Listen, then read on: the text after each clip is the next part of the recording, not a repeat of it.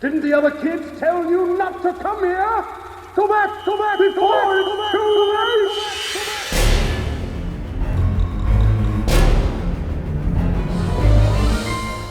At the heart of horror, there has always been more than spooks and scares.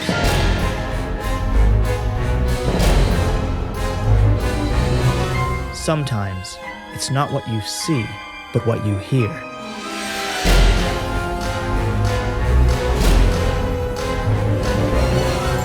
Welcome to Sound Scary.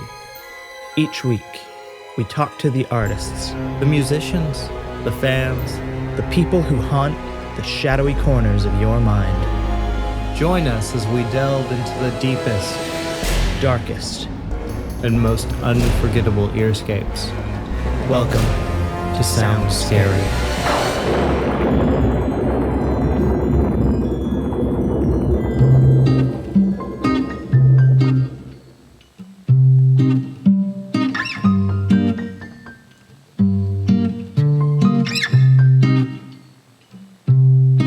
Welcome to another episode of Sounds a Little Scary. I'm your host, Ryan Coltrera, and today we got someone really cool and iconic in the horror world with us. Yes, absolutely.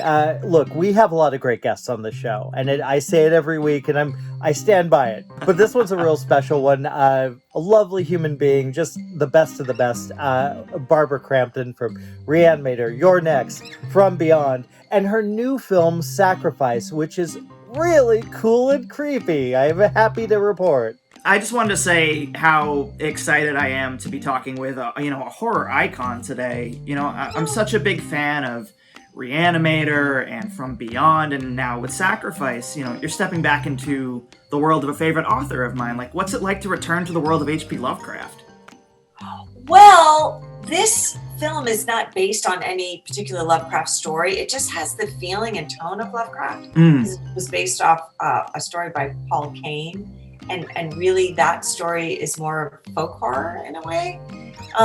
But there's a sensibility about this movie that feels very Lovecraftian because it has that cosmic horror aspect to it where things are happening in your world that are kind of out of your control. Things are bigger than yourself, and the unknowable, the unthinkable, the indescribable is happening, and we're just so small and minuscule in comparison. So in that way, it's very Lovecraftian, and also the fears of the main character of Sophie. Her character, but her actress name is Sophie, and what she's going through, and how everything about this world is seeping into her in her dreams, and things are changing around her with her husband, and she can't quite get a handle on it and get control of it. It's overwhelming, and I think that's what Lovecraft talks about in his stories. Well, Barbara, I've always felt that a lot of actresses from the 80s, they don't find that the way to continue and make themselves find that career. You've done this. I wish it were so for so many of my friends and my contemporaries. And I think things are opening up for some of them. Caroline Williams just came out with a movie, 10 Minutes to Midnight. I haven't seen it yet, but I hope to see it soon. And Kelly Maroney was in a movie recently. It's kind of a Lovecraft themed. Felissa Rose is working a little bit, recently, so that's great. But yeah, there's a lot of my friends that haven't had the opportunity to work as much as I have lately. I don't think there's as many roles for older women as there should be, although I feel like with the movies that came out, Relic and Anything for Jackson, and they both did so well, and young and old people, audiences love those films, so I'm hoping there'll be a little bit more for older people, men and women. VFW came out, and there was a lot of roles for a lot of older guys in that, and so as long as people watch movies with older people, I think they'll make them. You have to watch the movies with the older people. But I was lucky enough to come back after I took a little bit of break with a film that did so well, You're Next, and that propelled me, and gave me another life to my career, another chapter. And so I'm just waiting for some of these ladies to be in a big breakout hit. We're very happy to have you back. What was your preparation like for this role? Because, Norwegian accents are tough to nail, but you really stuck the landing on that. Well, I had to hire somebody. I don't how I could, there's only so many Liv Ullmann movies you can watch. And so I hired somebody from the Scandinavian school in San Francisco. She came to my house twice a week for about 8 weeks, and we worked on all of the dialogue and all of the phrases that I have to speak in Norwegian. And then we just worked on regular conversations so that if I wanted to change any dialogue or there was any ad libs or anything like that, I would feel comfortable. And I wanted to be very Norwegian. So I even feel like my accent is stronger than the authentic Norwegian actors that we had. Oh, wow. And in Norway, a lot of the people that live in Norway, some of our actors live in England now, but they were from Norway. They also live in Sweden. So that accent is very fluid in a way, and even if you watch the show Vikings, like some people have a heavier accent than other people do. But I felt like if I'm the leader of a cult and I'm in Norway, then I should really have the thickest accent. So there was certain operative words like names of people, like Isak and Astrid and my husband, and it's different words that I said to my teacher. I said, well, there's certain words that I really like to speak like an old timer. So how would an old timer say that if they never left this fictional island that's, in Norway, and they just feel like they're just so in deep with this culture and this cult. And so I picked out a few words that I wanted to sound even more Norwegian than your average Norwegian. Everything I watch from you now, you go for these really wild, intense characters. Why this character? Well, I've always wanted to play the leader of a cult. That's something I haven't done before. Yeah. I just, thank God people are offering me really interesting roles lately in the second half of my career. And maybe getting older has something to do with it, because I'm the evil matriarch or some crazy lady or a caretaker gone wild or, something, some sort of compromised character. And those are really fun to play. There are some movies with younger people that are a little bit crazy and evil and weird, but I think, maybe you have to have some experience, to be truly compromised in life. Maybe you have to be older. I don't know. So, these are the kinds of roles that I've grown into, I guess, as I've gotten older. Yeah.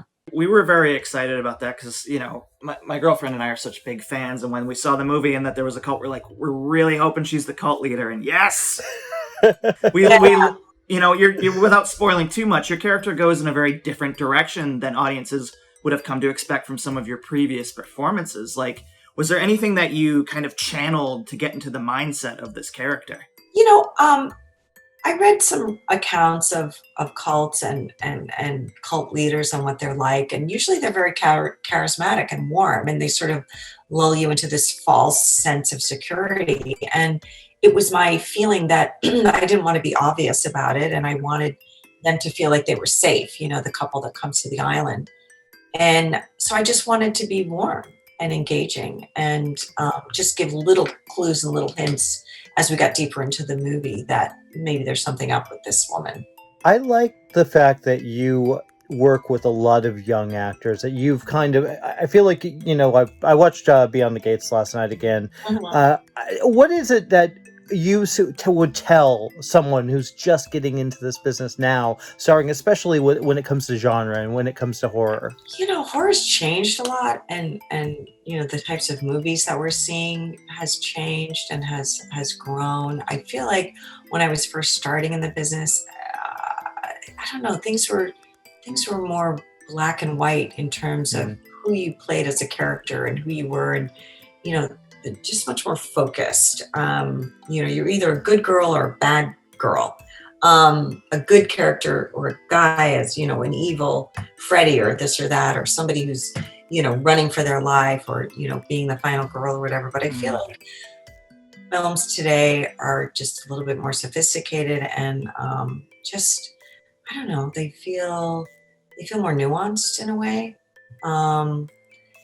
So when when I came back and worked on Your Next a number of years ago, and I had taken a break really because I wasn't being offered so many roles when I was in my middle and late 30s, and I just, didn't work as much, and then had children and then got called for that part. I really noticed that the acting styles of everybody in that film, whether it was A.J. Bowen or Amy Simons, who is a director now and a writer and actress, or Ty West, who was a director and just did a little, he does a little acting in here and there, or Joe Swanberg, is that they were part of that whole mumblecore movement, and there's something about there's just a realism factor in the genre right now that feels like it harks back to like the 70s, more so than when I was growing up in the 80s, where I just feel like it was a heightened, and especially working with Stuart Gordon, I felt like the acting was a little bit bigger, more operatic, certainly in the movies that I was involved in with him. But I feel like we've gone back now to a more realistic way of telling stories, which is nice. So I would, the kids that I'm working with today are fantastic. And the two leads in Sacrifice, really, I couldn't have asked for, two other co-stars that were as good as them. There's nothing I needed to say to those two because they're fantastic. The movie really works in large part due to them. It really hinges on them. I could have done whatever I did. I made my own choices. I could have played it bigger or smaller, whatever I did. It really hinges on those two, and they did a fantastic job. But as far as like being in the business and staying in the business, and I've been in the business for a long time, I would say to young actors or anybody working in the film business today is like, do what these other people are doing, be like Adam Wingard and be able to, write your own story, film your own story, direct it, edit it, and, act in other people's stories, and, just try to be able to do it all and know that, I could have given up after I had my kids and just said, forget it. But, I got a call from my agent who hadn't lost my number, and then all of a sudden I have a whole new career ahead of me. So I think that acting is the long game, and you can do it as long as you want to do it. And you're going to have ebbs and flows. And, for a lot of people in the film business, they get very discouraged, whether they're working in front of the camera or behind the camera. And I think you just have to try to keep your momentum up and keep your head above water and know that if you're going to work in this industry or any artistic industry, if you love it, you're going to be in it for 50 years, 60 years. So don't sweat it when you don't get this job or that job. Just keep at it and keep working and try to satisfy your economic issues by having, maybe another source of income or something, and just keep at it. And then after a while, you'll look back and you'll say, oh, I did this and this and this and this and this, and you'll have a whole career that you can look back on. I wanted to talk a little bit about your experience of working in Norway, because this was filmed on location, right? Mm-hmm. Did you have any interesting cultural experiences or takeaways from your time shooting there? Just the nicest people. Everybody says the Canadians are nice. The Norwegians are nicer. They couldn't, but they're so happy. They have health care. They go to university, for free. And, and there's this sense that if you give people too much, they'll take advantage of you and they won't do anything. But it was just like an idyllic place. And people were just, full of goodness and joy. And it was a pleasure to be there. And the scenery was amazing. And I just loved being there. It was striking. Perfect place to set this story. Well, Barbara, it's always such a pleasure. You're just such a you're a light in a dark sky. Well, hit me up anytime, you guys.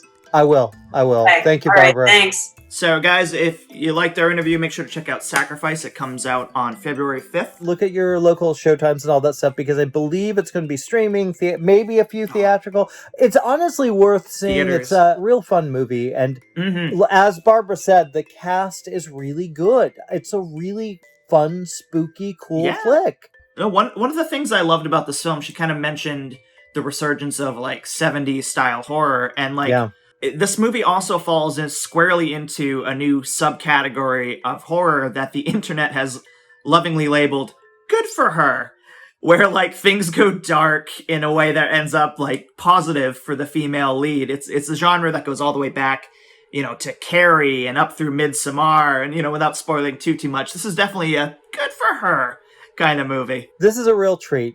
See Sacrifice, February 5th, and we're going to try and get Barbara to come back on for a full episode because you know why? Crossed. We love Barbara. Seriously, so cool to talk to. That's it for today's Sounds a Little Scary. We got a lot more fun stuff to come and a lot of scary stories to come, and thanks for watching, guys. Till next time, stay safe, stay sane, but mainly, stay spooky. Have a good one, guys.